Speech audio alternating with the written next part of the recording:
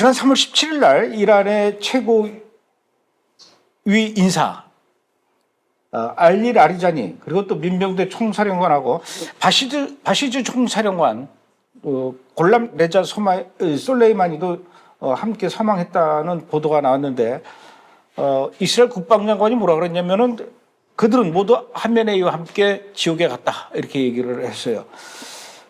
지난번 2월 28일 날 전쟁이 시작되자마자 아야톨라 알리 하메네이 제거됐을 때도 그랬고 또 이번에도 그렇고 하여튼 그 이스라엘의 정보 능력 이거는 뭐 누구도 부인할 수 없을 만큼의 혀를 내두를 만큼 이건 거의 달인의 수준이다. 신의 경지에 올랐다라고 생각하면서 좀 세계가 혀를 내두르고 있습니다.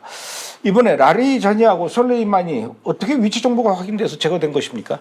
그러니까 이제 앞전에서 이유진 PD가 설명했듯이 이제 IRGC 내부가 완전히 이제 뚫린 거죠. 침투가 된 거고 이제 바시지 내부도 침투되고 현지 고위급 지휘관도 다 포섭한 걸로 알고 있는데 요번이 좀 특이한 게 뭐냐면 이제 이게 이란 시민들의 조력이 엄청났다라는 거예요. 그러니까 실시간으로 이란 시민들이 제보를 해서 SNS로 하고 바로 바시지 검문소, 지휘관 이동, 직결 일정까지 다 세세히 본다는 것이죠. 이게 왜 중요하냐면 재밌는 게 뭐냐면 이란이 이제 내부 통제를 강화하기 위해서 어떻게 했냐면 중국으로부터 디지털 전체주의, CCTV 이런 거를 다 이 시스템을 도입을 했어요. 근데 모사드가 해킹을 해가지고 그거를 주요 인사들의 그 안면인식 그걸로 프로그램 돌려서 다 잡아낸 거죠. 그리고 만약에 빈 공간은 어떡하냐? 이란 시민이 제보를 하는 거예요. 사실상 모사드 요원이라고 하지만은 일일 모사드 명예 요원들이 다 전부 다 이란 시민인 거예요. 그럼 다 걸리는 거죠. 뭐 굴다리 밑에서 회의해도 다 잡아내거든요. 저기 있다. 나오면 쳐라. 실시간이에요. 그냥 제보 계속 들어가요. 그러니까 이게 이런 적이 없습니다. 그러니까 이게 어떻게 보면 이 이란 시민이란 바다에서 정보 활동하니까 모사드는 완전 노가 난 것이죠. 그러니까 솔직히 가장 이제 시간이 많이 걸리는 건 이제 전략적으로 트럼프 대통령이나 네타냐후 총리가 앉아서 쟤를 제거해야 되냐 마냐 이게 오래 걸리는 거지 집행은 순식간에 나오는 거예요. 그렇게 해서 이제 어마무시한 이제 이 AI 센서 동원한 이 파괴 속도가 나오고 있다는 것이죠. 제가 한 20년 전에 방송국에서 예능 프로그램 만들 때 아주 탑 A급 가수 연예인하고 얘기를 하는데 자기의 일거수일투족 일정을 절대로 외부에 알리지 않았음에도 불구하고 팬들이 열성 팬들이죠. 가는 데마다 다 진치고 있다는 얘기죠. 그게 어떻게 말이 됩니까? 그랬더니 진짜 그렇다는 거예요.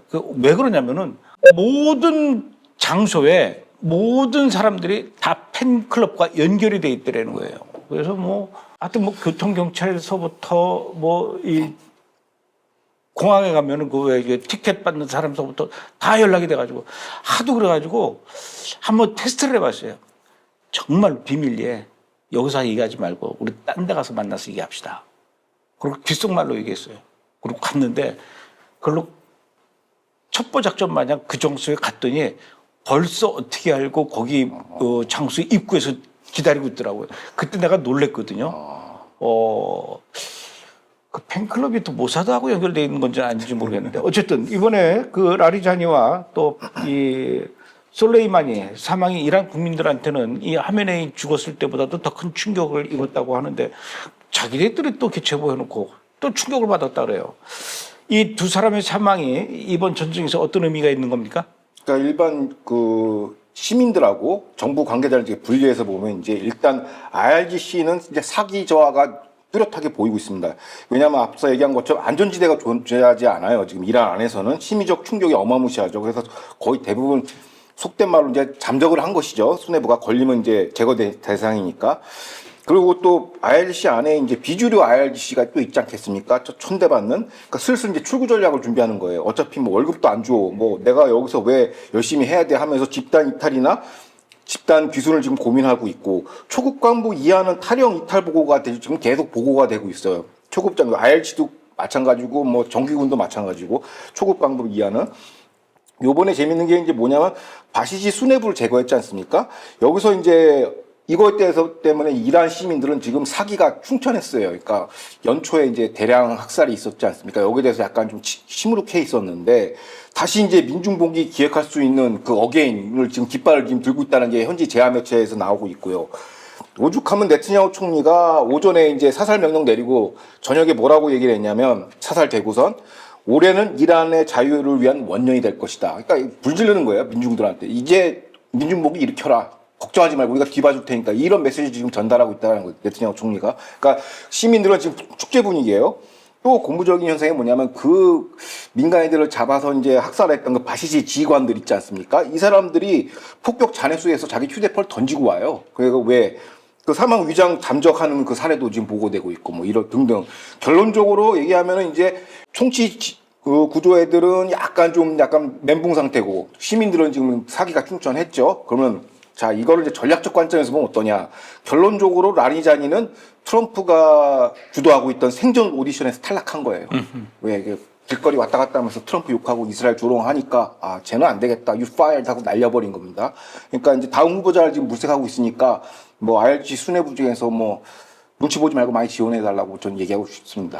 그리고 또 하나가 이제 이란의 디아스포라 제야단체가 있죠. 네자 팔레비도 지금 엄청나게 지금 속도를 내고 있어요. 현재 어떤 걸 지금 트위터를 통해서 뭘 했냐면 진실과 정의위원회라는 그 위원회를 지금 초빙 공고를 냈어요. 그 진실과 정의위원회는 뭐냐면 이른바 전환기정이라고 해서 이제 한번 끊자 여기서. 그래서 처벌한 놈 처벌하고 사면할 사람 사면하고 이거 방치하면 이제 내전 상태로 가니까 약간 빠른 감이 있지만은 보통 나치 정리할 때 이런 식으로 했거든요. 전범재판 우리로 치면 뭐 과거사 청산위원회 그걸 지금 그 위원들을 위촉하고 있다라고 합니다. 그러니까 굉장히 빠르게 진행하고 있죠. 자, 그런데 이스라엘군 IDF가 여기서 그치지 않고 지금 러시아로 도망가서 피신 중에 있는 그 모스타바 하메네이 러시아 어디에 있든 간에 우리는 끝까지 찾아가서 모스타바도 제거하겠다 이렇게 지금 선언했는데 아마도 조만간에 또다시 모스타바 사망 이런 소식을 우리가 듣게 될 수도 있을지 모르겠어요. 그런데도 불구하고 아직까지 그 이란은 별로 동의 없이 계속 꾸준히 이스라엘을 향해서 그리고 뭐 아랍에미레이트와 이런 데를 향해서 걸프 국가들을 향해서 미사일을 날리고 있는데 그렇다면 이거 그 이란의 그 최고 지휘 라인을 제거해도 별로 이렇게 효과가 없는 게 아닌가 그런 생각이 드는데 어떻습니까? 그게 어떻게 보면 정확한 진단입니다, 감독님이. 왜냐하면 애석하게도 현실은 좀 냉정해요. 신정체제 붕괴는 물론 호르무즈 해협은 사기자와에 반응하지 않고 있고 보험료 역시 추적작전에 반응하지 않고 있어요. 이게 해결이 안 되고 있다는 거죠. 지금도 IRGC가 허가하지 않는 선박 모두 지금 포족이 되고 있습니다. 그 호르무즈 해협에서 테헤란 수뇌부의 명령도 필요 없고 사망한 최고주대의 명령도 없이 사망한 라니자니의 명령도 필요 없이 지금 독자적으로 움직이고 있어요. 이른바 이러한 수뇌부 참수를 대비한 모자이크 독트린이 지금 작동되고 있다는 겁니다. 지난주에 한번 소개를 시켜드렸는데 모자이크 독트린은 이런 거예요. 수뇌부가 제거됐다. 최고주자뿐만 아니라 IRGC 수뇌부 최고 사령부들이 다 제거가 돼도 IRGC는 어떻게 되냐 자동적으로 31개의 지역 분대로 찢어집니다. 근데 독자적인 사령부가 창설이 돼서 거기서 이제 독자적인 작전을 유지를 해요. 그러면 IRGC 생존 여부와 상관없이 봉인된 지침이 전달이 되고 그거대로 하는 거예요. 그러니까 그들의 지침은 무조건 호르무즈를 공격해라예요. 그러니까 위에서 명령 내리고 의미가 없다라는 거죠. 자체적으로 움직이니까. 그리고 명령서 작성자가 사망해도 그건 효력이 없어요. 계속 가는 겁니다. 사실상 테헤란의 승인이 없이도 이제 미사일 발사, 지역 방어 협조, 바시지 동원까지 가능해요. 독자적으로.